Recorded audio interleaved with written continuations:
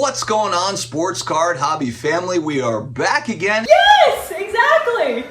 But it is another day. It is another sports card video. Thanks very much for joining us. If you're new here, you're looking for daily sports card collecting, newsy type stuff, you have come to the right sports card channel, my friends. Hit the subscribe button down below. We won't let you down. We will keep the videos a-flowing.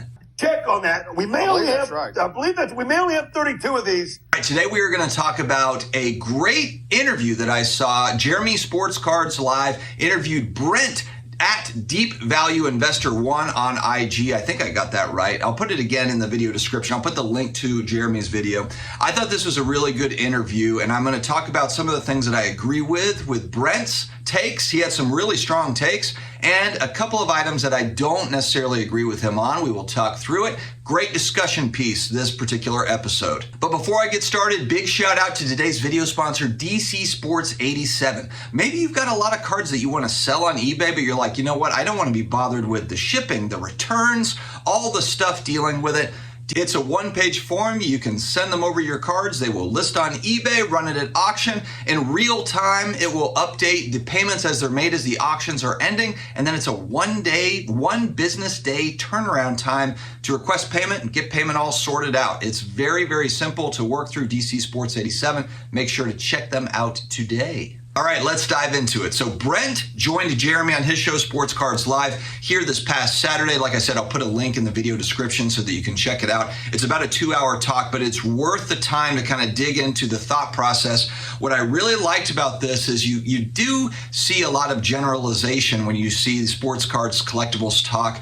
When it comes to strategy, buying and selling, there's a lot of generalizing that goes on as far as what players, what cards. Oh, this player is great. This player's stuff will continue to go up over time, but not getting into the nuance really of what we're talking about. Because as we know, not only do you have to pick kind of the sport, the player, the card, the grade, there's so much nuance when it comes to buying, selling sports cards, especially when you are looking at investing in cards and collectibles, not just collecting those. So I want to make sure that right up front we talk about the differentiator here, and they talk about it on their show as well, because sometimes it gets misconstrued as to, wait, I'm collecting cards as my hobby. I'm not necessarily worried about resale values and that sort of thing. So we're not talking about that. What we're talking about is you're specifically spending a lot of money, and a lot of money is relative to the person. It might be $100 for you. It might be $1 million for you, depending on your situation.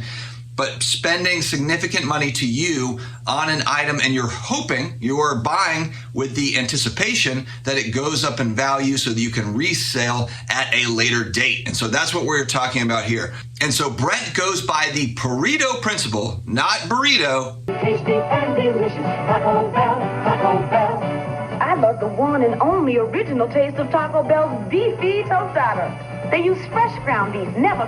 Burrito principle. And I'm not going to dive into the weeds on all of that. Definitely watch the episode to get to it. But essentially what Brent is getting at is the top tier of collectibles. And he used the 52 Topps Mickey Mantle and a PSA 10 as an example many times in this episode. That particular collectible and that particular grade is going to be the one that really makes returns over time compared to all the other Mickey Mantle cards, as well as all the other lower grades of the 52 Topps Mickey Mantle. So what he's saying is the value is going to be sucked up, the market share, if you will. And again, we're using kind of stock terminology. These aren't stocks, obviously, but it's just the idea behind it. The amount of market share for that particular card is mostly going to snowball over time into that PSA 10 or the 10 grade, essentially, of that card. It's the top tier. It's the Pareto within the Pareto within the Pareto. All the levels up. It's the very top of the level.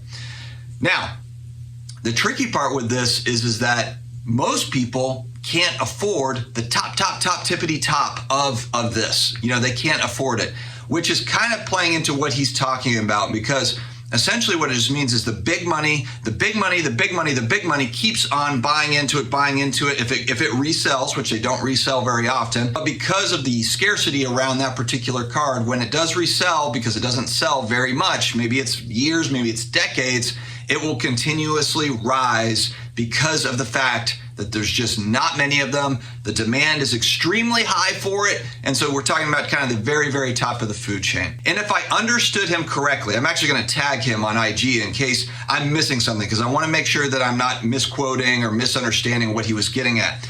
But essentially what he was also saying is that the lower grades of the 52 Tops mantle, not that it goes to zero, because there's still collectors, of course, that want those 52 Tops mantles in all grades. They just want a copy of it. But essentially that the growth over time won't happen with those lower grades. The real growth is going to happen at the very, very, very top, and that is it.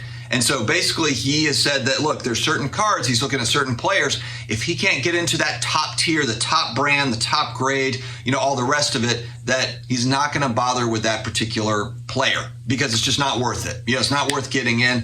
And I did see too, he had Manny Machado was an example that he used. So it's not as if he's just buying goats that are already proven. He's buying prospects as well, but he's buying the best card he can get in that particular prospect, or just not a Hall of Fame player, a player that's still playing. But I'm assuming here, and again, this is something that I want to talk to him about probably directly at some point. I assume those are flips. You're buying the Manny Machado so that you're getting that best card, so that if it does pop off, you're able to then turn it over and you do well on it because you've essentially got the best cards of that particular prospect. And again, maybe I missed it, or maybe I'm missing a little bit of nuance in that conversation, but the part where I disagree is I actually feel like as the PSA 10 mantle rises in price, I think that the other grades follow along with it. That's my take. Now, it might mean that the difference between the 10 and the other grades continues to grow, but I also think incrementally those smaller grades move up with that larger grade. And the reason is because there's only a handful of these cards that we're talking about in the 10 grade or the SGC 9.5. That means only a handful of people can own one, which means you've got a sea of other people that are trying to just get in and level up. Now, maybe they never level up into the 10, the highest, but they still want to own that particular card. So where my opinion differs from Brent's is I think it actually follows it up. What's that terminology, like high tide lifts all boats or something? Now, where I don't agree with that statement, high tide lifts all boats, I've heard that used to use a general statement over the sports card hobby as a whole, and we've seen that not to be the case. We have seen that certain cards are still hitting all-time highs, and then we've seen certain cards that are hitting all-time lows. They spiked up and they're coming all the way back down. There's so much nuance in this conversation. Specifically, I'm talking about the 52 Tops mantle. I think that high tide raises all boats in that particular card. He also used an example of an 81 Tops Joe Montana rookie card in a PSA 9, which is a great example because it's actually a card that I want to obtain at some point.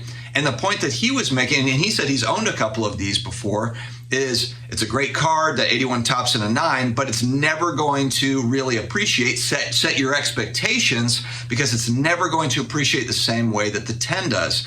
That's the thing. I'm not really sure if I agree that percentage-wise that the 10 will always be that better investment. Maybe it will be, but I'd really like to see some long-time data on that to really get a sense of if that's truly the case. Because you're already paying a premium for the 10.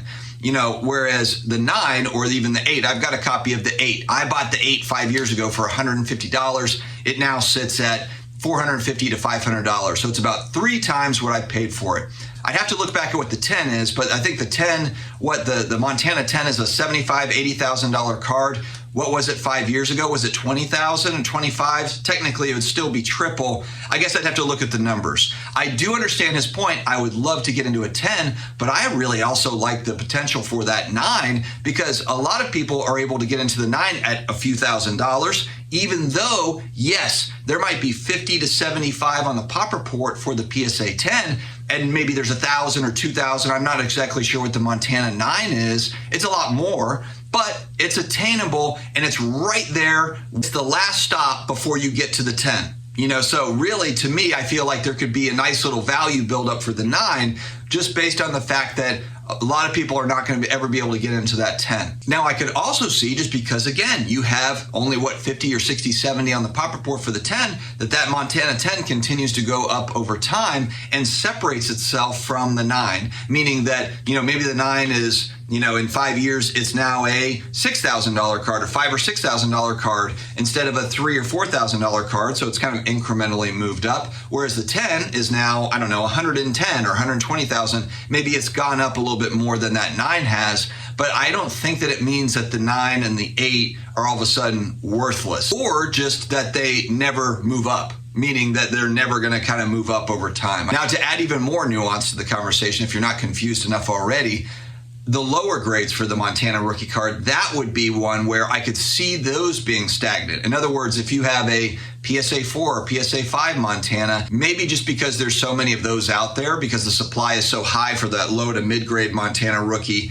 and there's quite a few in that 7, 8, 9 bracket, that maybe the 3, 4, 5, 6s don't necessarily appreciate a whole lot over time. I could see that as a possibility. But in the end, I think the main thing that I disagree with Brent is I think that the lower grades follow in many of these kind of big time iconic cards. Now, we're not talking about all cards, we're talking about iconic cards. So you're really narrowing it down to some of the greatest players and the cards associated with those players. With the Montana, it's easy. He's only got one rookie card.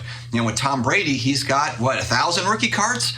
So then you really have to get into the weeds of like which cards are the most important for Brady. Championship ticket auto. You've got to really kind of dive into what are the best cards. And players nowadays, it's only getting harder to assess that, which does make vintage easier to do this with, because they only have one rookie card, or they've got like 61 Fleer basketball. You've got the rookie, the portrait rookie, you've got the in-action rookie. There's only a couple of different options to really look at. So it's a very interesting debate. I like this. I like that Jeremy and Brent talked about it. It actually got me thinking too, just about my own buying strategy when it comes to collectibles, because, and I've talked about this, a lot of the PC, the 80s, 90s nostalgia stuff, I've really got a lot of the stuff that I've wanted. I've really nailed down a lot of the kind of those cool things.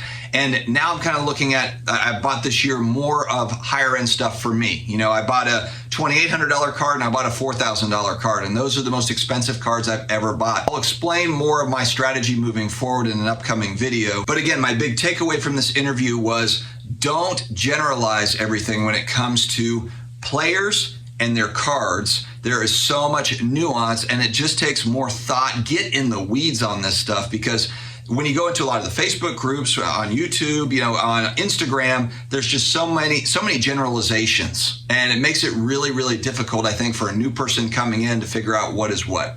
All right, guys, thanks very much for joining. Stay healthy, stay awesome, and I will talk to you again later.